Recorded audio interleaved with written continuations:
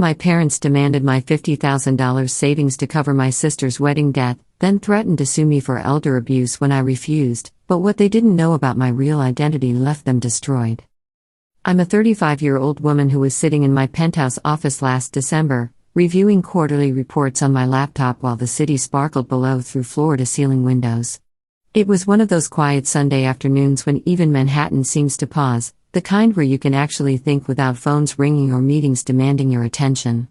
Outside, it was starting to snow, those heavy, elegant flakes that make the skyscrapers look like they're wrapped in silk.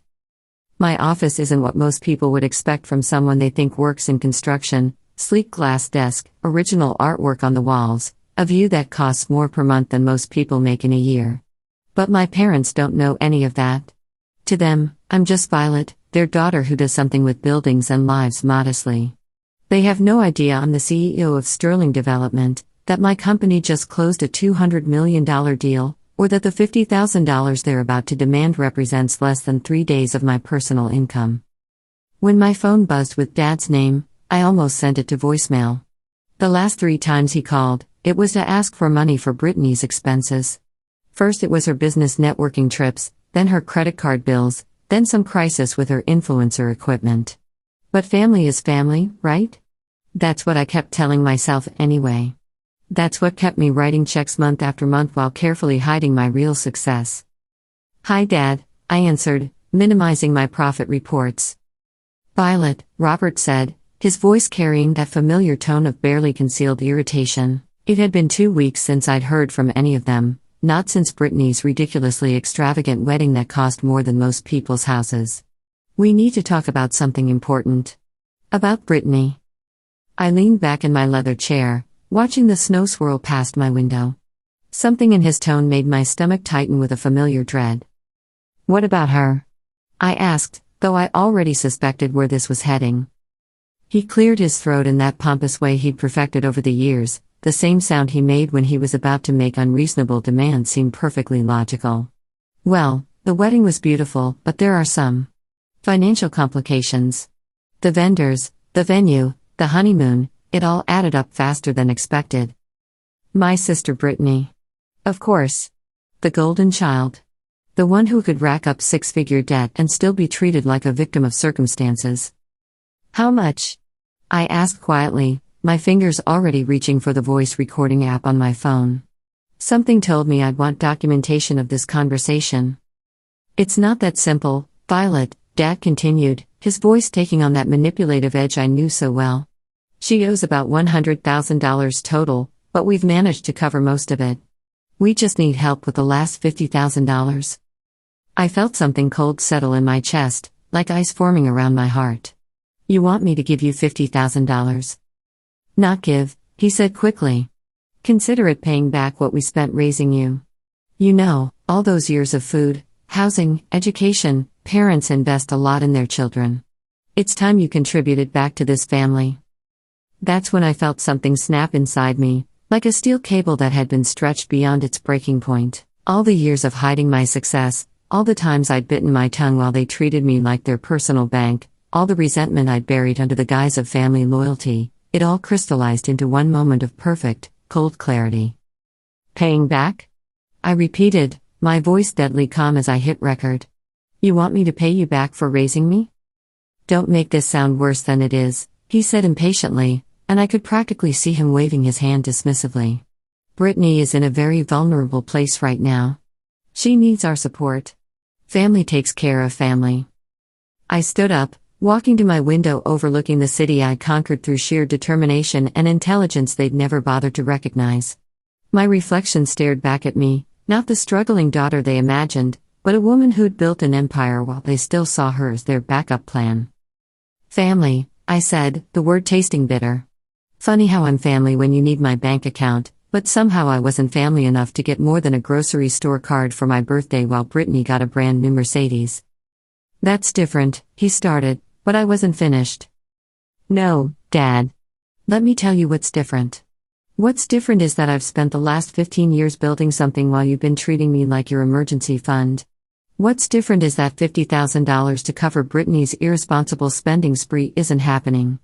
Not today, not ever." The silence on the other end was deafening. I could hear him breathing, probably calculating his next manipulation tactic. "Violet," he said finally, his voice turning dark and threatening. "I think you're forgetting who sacrificed everything to raise you. If you don't help your sister, we'll have no choice but to explore our legal options." "Legal options?" I repeated, my voice sharp with disbelief. "Elder abuse, financial neglect of parents, there are laws about children who abandon their responsibilities. Don't make us go down that road." I hung up before he could say another word, my hands trembling not with fear, but with rage so pure it felt like electricity in my veins. For the first time in my life, I wasn't hiding who I really was anymore. I pressed speed dial for my attorney, watching the snow fall on a city that had no idea what storm was about to hit. "Let me tell you about my perfect sister Brittany, a 32-year-old female. I need you to understand what I've been dealing with all these years.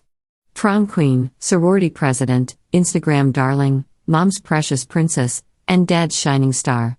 The kind of sister who borrowed your designer clothes without asking and then acted like you were being petty when you wanted them back. The kind who got a convertible BMW for her 18th birthday while I got a gift card to Barnes & Noble for mine. The kind who never had to work a day in her life because she needed to focus on building her brand, while I was interning at architecture firms since I was 16. Our childhood bedroom doors tell the whole story. Hers was covered with modeling photos, pageant crowns, and social media screenshots of her influence. Mine had exactly one academic achievement certificate that Dad called very nice, dear with that polite but uninterested smile. Last year, she decided to throw the most extravagant wedding in family history, a $300,000 spectacle in the Hamptons that she funded entirely through credit cards and loans. She swore up and down that her personal brand would generate enough sponsorship deals to cover everything. Mom and Dad ate it up like she was the next big entrepreneur. She's so creative with monetizing her lifestyle, Mom would gush during our monthly coffee meetings where I still pretended to struggle financially. "That's my girl, thinking big," Dad would beam whenever Brittany posted another sponsored content video from her honeymoon in Bali. They didn't just give her emotional support, no, they went all in. Taking out a second mortgage on their retirement home to cover her wedding overspend when the sponsorships fell through. They didn't even question it. Now, when I had wanted to pursue my MBA at Wharton, that was unnecessarily expensive. "Violet, you're being impractical. When I needed $5,000 to start my first development project. We can't just hand out money for every scheme." But Brittany's fairy tale wedding that left her drowning in debt? "Here's our retirement security to bail out our princess." The sponsored deals never materialized. The whole influencer fantasy collapsed within 6 months. Brand partnerships dried up, follower counts dropped, and suddenly her personal brand couldn't even cover her monthly credit card minimums. Turns out my sister's brilliant business model was just filtered selfies and borrowed designer dresses packaged as lifestyle inspiration. She hadn't even bothered to build real relationships with sponsors. Why would she? Nothing had ever required actual effort before. Mom and Dad were suddenly drowning in mortgage payments they couldn't afford on Dad's middle management pension and Mom's part-time bookkeeping income. They were staring at foreclosure, the house they'd worked 30 years to pay off, the house where I'd actually earned my first architectural drafting skills in the basement. And guess who they turned to? Me. Violet the underachiever. The one who supposedly wasted her potential on boring building stuff. The one who wasn't glamorous enough to deserve the same investment they poured into Brittany's fantasies. For the past 2 years, I'd been quietly covering their expenses, $150,000 total, including emergency repairs, property taxes, and living costs. Money that represented a fraction of my actual income while Brittany was posting photos of her self-care Sunday spa treatments and her new designer handbags that she claimed were business investments. I never said a word, just transferred the money monthly from accounts they didn't know existed. Maintained my cover story about working for a small firm, lived in a modest downtown apartment as far as they knew, drove a reasonable sedan when I visited instead of my actual Tesla. I supported 2 households while Brittany lived rent-free in their guest suite, ordering DoorDash daily, using their utilities for her ring lights, and planning her next brand pivot that was definitely going to work out this time. Trust me, guys. You know what the worst part was? She never once acknowledged reality. Never admitted that her wedding debt disaster had consequences that someone else was handling. At Easter dinner, which I was still welcome at back then, she had the audacity to ask me why I didn't invest in myself like she did, so I could level up my lifestyle. I nearly choked on my lamb. And now they wanted my savings account. The nest egg I'd supposedly scraped together through my modest construction-related job. The $50,000 they thought represented my entire financial worth, when it was actually less than a week's profit from my company. I opened my laptop and accessed the family expense account I'd been funding, the one they thought was Dad's retirement withdrawal plan. My name was on it because, as Mom put it, "You're so responsible with money, Violet." Much more practical than Brittany. There it was, $150,000 transferred over 24 months. Every dollar representing my secret success while they saw me as their safety net, each payment a reminder of the family that only valued me as their backup plan. I navigated to the account settings and clicked Close Account. My finger didn't hesitate for even a second before confirming. A notification appeared, "Account closure processing will complete within 24 hours." I went a step further and transferred the emergency fund I'd set aside for their next crisis back into my primary business account, then closed the laptop with a sharp click. For the first time in years, I felt the weight of their expectations lifting from my shoulders. Let's see how vulnerable Brittany feels when reality finally catches up with her fantasy life. The next couple of weeks went by like normal, except I was suddenly $12,500 richer every month. Amazing how much breathing room that gives a woman. I even treated myself to a new set of Italian leather office furniture, the kind with ergonomic design that makes a difference when you're reviewing contracts for 12 hours a day. A small luxury by my standards, but it felt symbolic. Snow kept building up outside. December in Manhattan doesn't mess around. The temperatures dropped to the 20s and the wind tunnels between skyscrapers made it feel Arctic. I kept showing up to construction sites, reviewing blueprints, meeting with contractors, coming home with dust on my designer coats and concrete samples in my briefcase.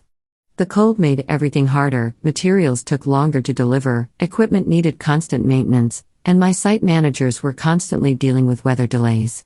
But you know what? I didn't mind it so much anymore, because every dollar my company earned was finally staying where it belonged. No calls from the family yet. Just the steady rhythm of my real life for once. Friday night, I met up with my attorney Serena at the wine bar near her law office.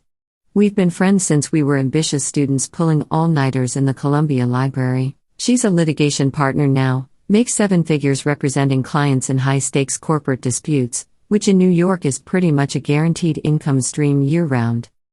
The place was elegant with a Friday crowd, business executives on client dinners, lawyers celebrating wins, entrepreneurs closing deals over champagne. Jazz played softly over the speakers, the aroma of aged wine and truffle appetizers in the air, the quiet murmur of people conducting serious business. Serena slid a glass of Bordeaux across the marble table to me, studying my face carefully. "You look different," she said. "Less. I don't know, constrained. Like you're not hiding something massive anymore."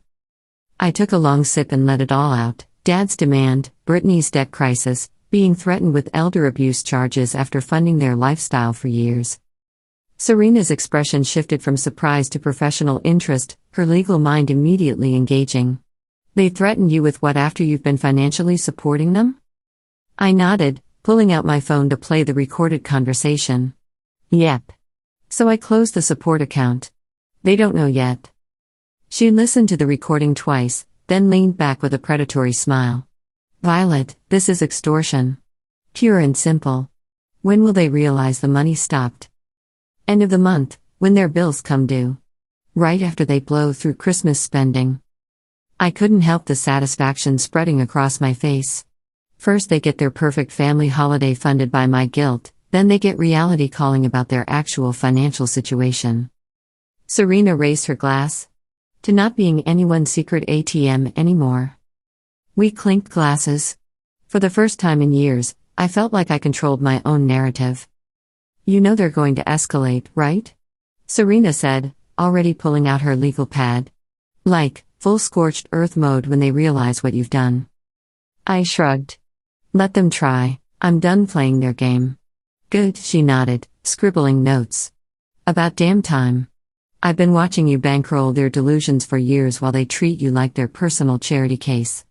Should have let me handle this legally a long time ago. She was right, of course. I should have. But there's something about family, some misguided sense of obligation that makes you keep enabling long after it's clear you're the only one contributing anything real. The days ticked by. I bought myself a new sound system for Christmas, a high-end setup that turned my penthouse into a concert hall. Why not? It was pocket change. I even had my housekeeper set up an elegant tree in my living room, complete with designer ornaments and perfectly wrapped gifts, business presents for my partners, but they made the space look festive. If I wasn't going to their amateur hour Christmas, I'd create my own sophisticated celebration. Meanwhile, none of them had called. Not Mom to check on my well-being, not Dad to apologize for the threats, definitely not Brittany to acknowledge the years I'd kept their world afloat. Just silence. And for once, that silence felt like freedom. I called my private chef and arranged for a proper Christmas dinner. Not Mom's predictable casseroles and store-bought desserts, but Wagyu beef, lobster thermidor, truffle risotto, the kind of meal that reflected my actual lifestyle rather than the modest fiction I'd maintained. As I was reviewing the menu, I ran into Margaret Chen, my former professor from Columbia who now sat on several corporate boards. She looked pleased to see me. Violet. How wonderful. Are you hosting your usual family gathering this year? I remember you mentioning how much you enjoyed those intimate holidays with your parents. I smiled genuinely for the first time in weeks. Actually, I'm taking a different approach this year. Celebrating my real accomplishments instead. Her eyes lit up with understanding. Good for you, dear. Sometimes we outgrow the roles others expect us to play. As she walked away, I pictured them at their suburban Christmas, Mom hanging dollar store stockings, Dad struggling with tangled lights while Brittany posed for selfies instead of helping, all of them blissfully unaware that their financial safety net had just disappeared. I added a bottle of Dom Perignon to my chef's shopping list and smiled. They had absolutely no idea what was coming. The first message came 3 days before Christmas. I was at the architectural supply store selecting materials for a project inspection when my phone buzzed with the notification I'd been expecting. A text from Mom. Violet honey, the bank called about our account. They said the automatic transfers stopped. Is everything okay with the system? I slipped the phone back into my Hermes bag without responding. Let them discover reality slowly. 2 hours later, Dad called. I sent it straight to voicemail while reviewing blueprints in my corner office.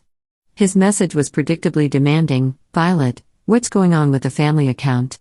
Call me back immediately. I didn't. Then came Brittany's text, always the last to notice real problems, but the first to make entitled demands. Violet, Mama and Dad are totally freaking about some money thing. Handle it ASAP. I was sitting in my penthouse that evening, reviewing quarterly reports on my laptop, sipping wine from my private collection when I finally decided to respond.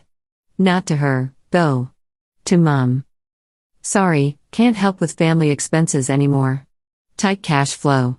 Holiday bonuses for my employees are expensive, you understand. Short, professional, the kind of business-like dismissal they taught me was appropriate. Her response came within minutes. What? But we're depending on that support, Violet. We can't cover everything without your help. I took another sip of wine, watching the city lights twinkle below. That's unfortunate. Maybe Brittany can contribute.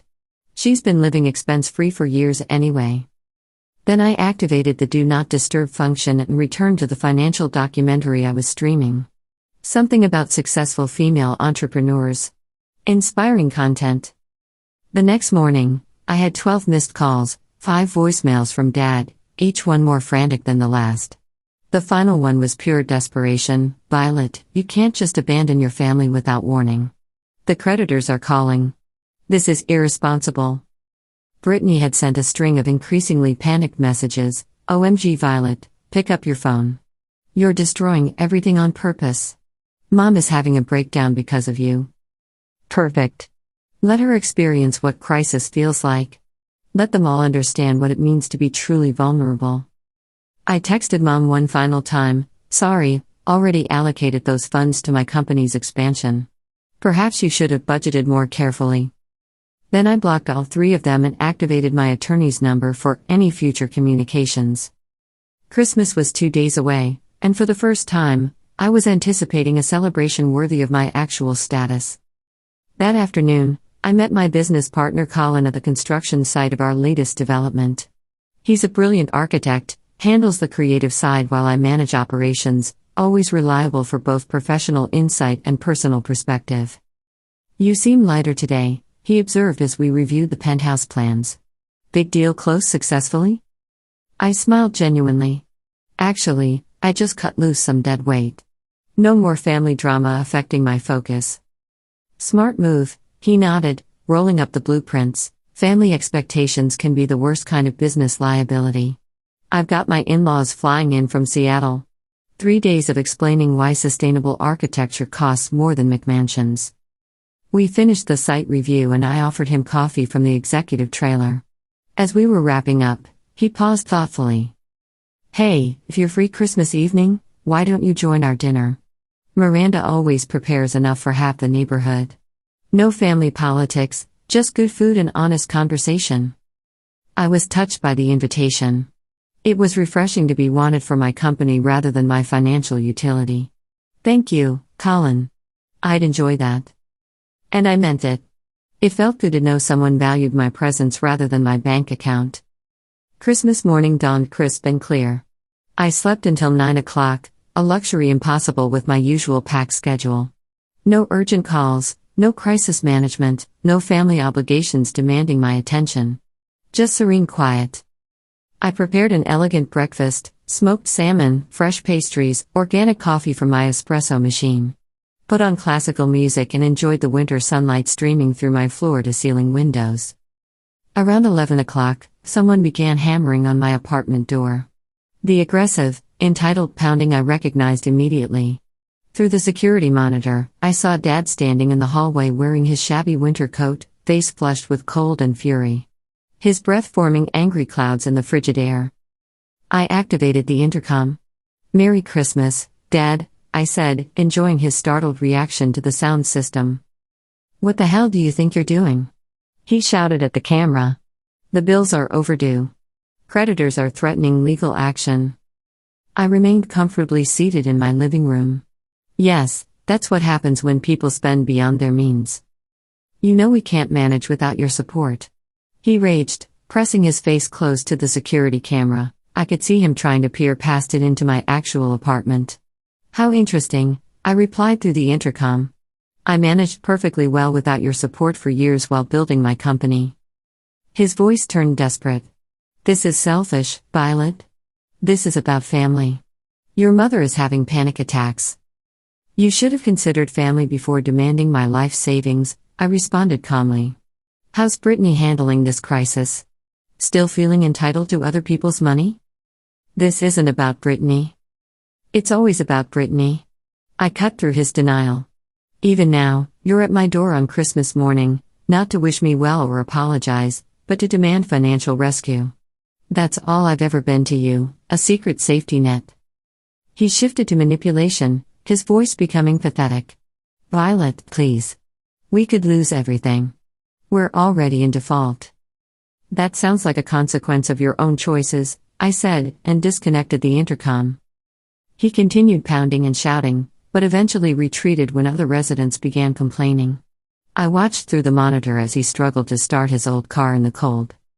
I returned to my peaceful morning routine, increased the music volume, and poured fresh coffee. For the first time in years, I felt completely free. My phone displayed a text from an unknown number. "Mom, using someone else's device to circumvent my blocks. Violet, please, we're desperate. We're family." I responded once, "Real families don't threaten their children with false legal claims. Real families don't exploit someone's generosity for years while treating them as inferior. Enjoy facing reality." Then I had my security system block that number and spent the remainder of the day in magnificent, unburdened solitude. I prepared a perfect dinner: filet mignon, truffle butter, roasted vegetables from the farmer's market, dined at my mahogany table with crystal stemware and fine china instead of the casual dinnerware I use for quick meals. I'd even purchased an artisanal cheesecake for dessert. After dinner, I opened gifts I'd selected for myself: a limited edition watch, first-class tickets to Paris, premium art supplies for the hobby I'd never had time to pursue. Meaningful items, not guilt purchases that drained my resources for their benefit. As I was examining the watch, another gentle knock came. I checked the monitor, Mom, looking frail and defeated. I remained silent, volume up on my sound system, and continued enjoying my evening. She waited outside for nearly an hour before giving up. Later, I found an envelope slipped under my door. Inside was a desperate handwritten note, "Please reconsider. We made mistakes but we're still family. Love, Mom." No acknowledgement of their threats, no apology for years of exploitation. Just another manipulation attempt. I shredded it and continued my celebration. Around 8 p.m., Colin texted inviting me for dessert and conversation. I joined his family for an evening of intellectual discussion and genuine warmth. His children were remarkably bright, his teenage daughter was interested in sustainable development, so we discussed environmental architecture. Miranda was gracious and engaging, treating me as an honored guest rather than a financial resource. I returned to my penthouse near midnight. The snow had created a beautiful blanket over the city, everything pristine and undisturbed. For a family-free Christmas, it had been absolutely perfect. The week between Christmas and New Year's was when their world truly began collapsing. I got up early on the 26th to head to a final project walkthrough, 4 hours reviewing construction details on our newest luxury development. Productive work, and the client meeting went smoothly, keeping my mind focused on actual business. When I returned to my penthouse, refreshed and energized from a successful site inspection, Serena was waiting in the lobby with a folder full of documents and a predatory smile. "Violet," she said as we rode the elevator up, "you need to hear what my investigator uncovered. Remember my contact who monitors financial records for litigation purposes?" I nodded, unlocking my door and gesturing for her to enter. "They're in complete meltdown," she continued, settling into my Italian leather chair and opening her files. "Your father's been calling every relative begging for loans. Your mother had a breakdown at her sister's house yesterday. And apparently, Brittany's having reality check tantrums hourly." I opened my wine cabinet and poured 2 glasses of Pinot Noir, offering one to Serena. "How severe is their situation?" "Catastrophic," Serena grinned professionally. "They've defaulted on multiple accounts. Creditors are circling. And here's the beautiful part, they had to cancel all their streaming services and premium cable to save money. Poor Brittany can't even post Instagram stories from her bedroom anymore." The irony was delicious. "What else did your investigator discover?" "The crown jewel, your sister finally got employment." I nearly dropped my wine glass. "You're serious? Doing what exactly?" "Retail associate at Target," Serena laughed, consulting her notes. Apparently she had a complete breakdown on day 1 when a customer complained about their return policy. I settled back into my chair, feeling a complex mixture of vindication and something approaching sympathy. Brittany had never experienced real-world consequences, never dealt with difficult customers, never had sore feet from standing all day, never worried about making rent with minimum wage. "Welcome to actual employment, sister," I murmured. "It's not all sponsored content and lifestyle branding out here." That evening, another message arrived from an unlisted number. "My cousin this time, Violet dear, your parents are facing serious financial hardship. They could lose everything. Can't you reconsider helping them? Whatever disagreement occurred, they're still family." I responded professionally, "Ask Brittany to contribute. She's been living expense-free for years while I provided $150,000 in family support. They threatened legal action when I refused additional funding. They chose their priorities." No response came back. The next day, I was at my private gym when an unknown number called. I answered between sets on the rowing machine. "Hello?" I said, barely breathing hard from the workout. "Violet." It was my mother, her voice trembling with panic. "The creditors. They're demanding immediate payment or they'll pursue legal action. We don't have any resources left." I paused my workout, toweling off my hands. That sounds like a consequence of poor financial planning and unrealistic expectations. "Please," she pleaded, and I could hear desperate tears. "We'll lose everything. We have nowhere to turn." "You should have considered long-term sustainability before making threats," I replied calmly. "It wasn't supposed to be threats. It was exactly threats, I corrected her. 2 years I provided substantial financial support. 2 years of discreetly covering your expenses. And when I declined one unreasonable demand, you threatened legal action. Well, now you can experience real legal pressure. A long silence followed, punctuated only by her muffled crying. Violet, she finally whispered, we were wrong. We made terrible mistakes. Please help us. Too late for apologies, I replied, and disconnected. New Year's Eve arrived, and Colin invited me to join their celebration, an intimate gathering, him and Miranda, another architect couple they knew, and me.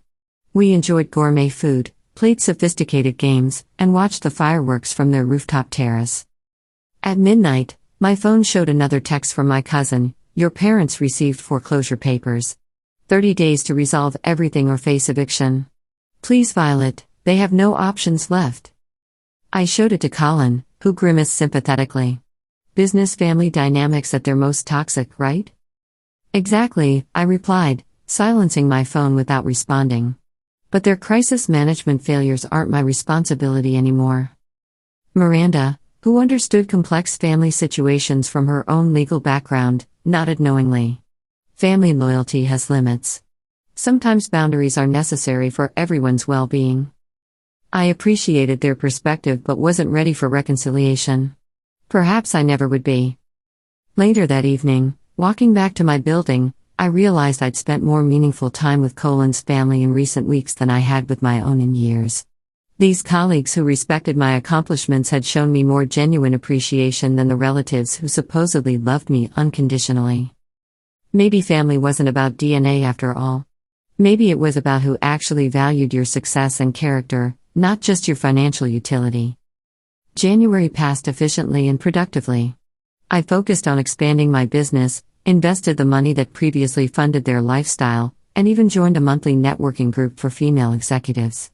My life was developing new patterns, ones that prioritized my actual goals rather than their manufactured emergencies. For the first time in years, I'd even begun dating Marcus, a fellow entrepreneur I'd met at a real estate conference. Nothing serious yet, just professional dinners that sometimes became personal. But he'd invited me to a charity gala next week, and I was looking forward to attending. Then, one bitter Sunday morning, there was urgent knocking at my door. This time all three of them stood in my hallway looking absolutely devastated. Mom's eyes were swollen from constant crying, Dad appeared to have aged a decade since Christmas, and Brittany. Previously perfect Brittany had visible exhaustion lines and was wearing her Target uniform under a cheap winter coat. Can we please come in? Dad asked, his voice stripped of all former authority. I hesitated, then stepped aside. They entered silently, observing my artwork, the view, the elegant furnishings, weekend purchases I could now afford since I wasn't subsidizing their expenses, the obvious evidence that I was thriving without them. Impressive apartment, Brittany muttered, and I detected bitter resentment in her tone. Then, one bitter Sunday morning, there was urgent knocking at my door. This time all three of them stood in my hallway looking absolutely devastated. Mom's eyes were swollen from constant crying, Dad appeared to have aged a decade since Christmas, and Brittany.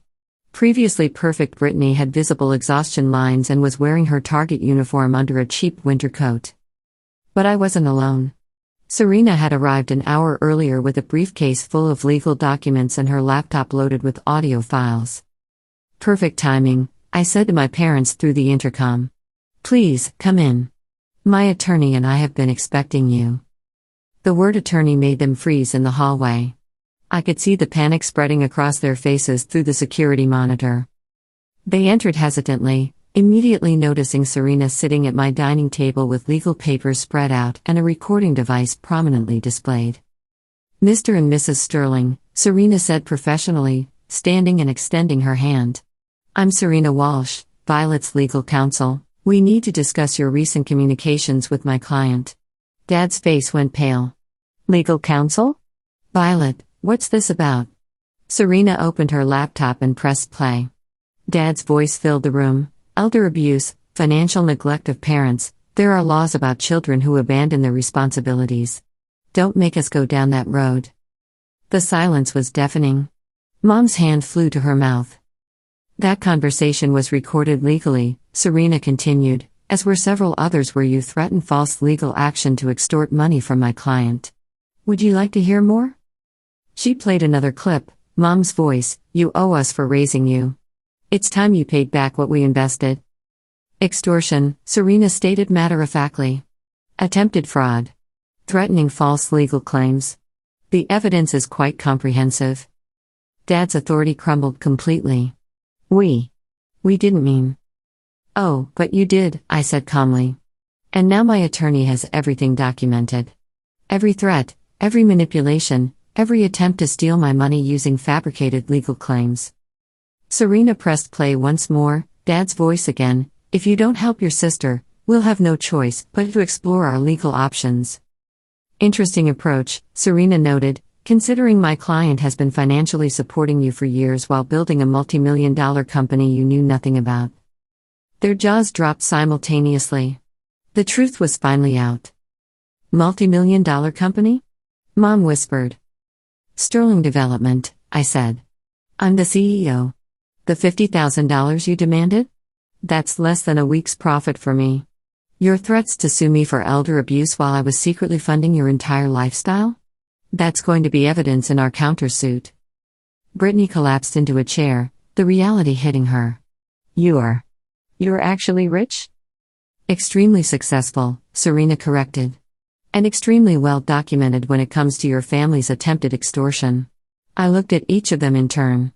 You threatened to destroy my reputation with false legal claims. You tried to manipulate me using fabricated debts. You attempted extortion. And all of this is now evidence. We were desperate, Dad tried to explain. Desperation doesn't excuse criminal behavior, Serena replied sharply.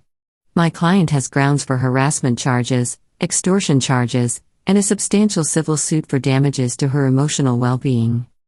The room fell silent except for Mom's quiet sobbing. Here's what's going to happen, I said, my voice steady and final. You're going to leave my home. You're never going to contact me again.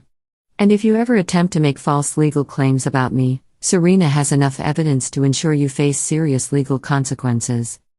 But where will we go? Mom asked desperately. That, I said, is no longer my problem to solve. What do you want? I asked, remaining standing. Dad struggled to speak. The foreclosure is final. We have 1 week to vacate the house. I crossed my arms. And? We have nowhere to go, Mom said, her voice breaking completely. We can't qualify for rental agreements with our destroyed credit. No one will accept us. I studied each of them carefully. That sounds like a significant problem. How does it concern me? Brittany suddenly collapsed into hysterical sobbing, not her usual manipulative tears, but raw, terrified crying. We destroyed everything, okay? Is that what you want to hear? We completely destroyed everything. I destroyed everything? I'm so sorry. Mom looked horrified at her daughter's outburst. Dad just stared at my hardwood floors. We were completely wrong, Dad admitted quietly. About the money demands, about everything. We exploited your generosity. I laughed, but the sound held no warmth. Exploited my generosity? You threatened legal action when I refused to fund Brittany's lifestyle, then tried to manipulate me with false elder abuse claims. That's not exploitation, that's attempted extortion. We know, Mom whispered. We were horrible to you. I turned to Brittany. And you? The former influencer princess? Any insights? She wiped her nose with her Target sleeve, looking smaller than I'd ever seen her. I've been working retail, she said, as if that was the ultimate humiliation. Customers scream at me constantly. My feet ache every day, and I earn $350 a week. Welcome to employment reality, I replied. The world I inhabited while you spent other people's money, then demanded more when consequences appeared. I know, she nodded, tears streaming. I was completely spoiled and entitled and selfish. I never thanked you. I never even acknowledged what you were sacrificing for us. Dad stepped forward. We're not here requesting money, Violet. That was unexpected. Then what exactly do you want? Forgiveness, Mom said. And temporary shelter. Just until we can rebuild our lives. I stared at them in amazement. You want to live here? With me? In my private penthouse? Dad nodded desperately. We have absolutely nowhere else to go. I began laughing. I couldn't control it, the sheer audacity was overwhelming. Let me understand this correctly, I said when I could speak again. You threatened me with fraudulent legal action when I declined funding Brittany's debt. You attempted extortion using false elder abuse claims. And now that your manipulations failed and you're facing bankruptcy, you want to move into my home? They exchanged desperate glances, then looked back at me. We have no other options, Mom repeated, as if that justified anything. I walked to my windows, gazing out at the city I'd conquered through intelligence and determination they'd never bothered recognizing. For years, I'd hidden my success while they treated me like their emergency fund. Now they were completely at my mercy, desperate, homeless, finally seeing me as their only salvation. I turned back to face them. No. No? Dad repeated in disbelief. Absolutely not, I confirmed. You cannot stay here. Not temporarily, not ever? But where will we go? Mom asked, fresh panic replacing hope. I shrugged elegantly. That's no longer my concern. You made your choices. Now experience the consequences. Please, Violet, Brittany begged desperately. I'll sleep anywhere. I'll pay rent. I'll do everything. Like you should have been contributing for the past several years? I asked. Your timing is rather poor now. Dad's expression hardened with familiar anger. So that's your decision? You're abandoning your family to homelessness? Family? I repeated coldly. You stopped being my family when you threatened legal action over money. The only thing you ever wanted from me was financial support. Well, that ATM is permanently closed. I walked to my door and opened it with finality. This conversation is over. They remained frozen, unable to accept this reality. Violet, Mom attempted one final manipulation, please reconsider. We're desperate. It feels devastating, doesn't it? I said quietly. To beg someone for help and be rejected. To be discarded when you're no longer useful. Perhaps now you understand my experience. One by one, they left. Brittany last, her target name tag catching the hallway light. Where will you go? I asked, not from concern, but to understand their complete desperation. Mom's former coworker offered her garage for a few days, Dad mumbled. After that, we have no idea. I nodded, best of luck with that situation. As I closed the door, I felt years of burden lifting from my shoulders. For too long, I'd carried them financially while they dismissed my actual accomplishments. Now they were gone. Their problems belonged to them. And I was finally free. I picked up my phone and found Marcus's contact information. Maybe it was time to explore what life offered beyond family manipulation. The next day at the office, one of my senior associates asked if I'd had a productive holiday break. I smiled and said it had been quite illuminating. I didn't mention my family's desperate visit or their housing crisis. Those weren't my concerns anymore. For the first time in years, I was living authentically for myself. They could face complete financial ruin. A few weeks later, I heard through Serena's investigator that they'd ended up in a transitional housing facility. Brittany was still working at Target, having emotional breakdowns regularly. Mom and Dad had both found minimum wage positions but were struggling to accumulate enough savings for an apartment deposit. Their credit was obliterated, their social status destroyed. I felt absolutely nothing. No guilt, no satisfaction, just clean emptiness where their manipulation used to live. I called Marcus that evening. We went out for dinner at his private club, then attended a gallery opening, then began seeing each other regularly. He was sophisticated, accomplished, interested in my mind and ambitions, not my bank account. When I explained my family estrangement, he didn't judge, just listened with understanding intelligence. 3 months later, I launched Sterling Development's expansion into international markets. Colin, it turned out, had connections with European architects, and helped me secure our first overseas contracts. Within 6 months, I was generating more revenue than I'd ever imagined possible. I purchased a second property, a weekend estate in the Hamptons, nothing ostentatious, but it was entirely mine. No one could threaten it away from me. No one could exclude me from my own sanctuary. My phone still displays unknown numbers occasionally. I never answer them anymore. I know exactly who they are, and I know precisely what they want. The response will always remain the same. I built my authentic family: Marcus, Colin and Miranda and their circle, my business associates, Serena and the Professional Women's Network. People who respected my achievements for what they were, not what they could extract. Sometimes I drive past their old neighborhood during site inspections. The house where I spent my childhood sits vacant now, a foreclosure sale sign posted in the neglected yard. I feel nothing when I see it. It was never truly my home anyway. Real family doesn't threaten you with fraudulent legal action. Real family doesn't exploit you as their private bank. Real family celebrates your accomplishments and supports you during challenges. I discovered my real family.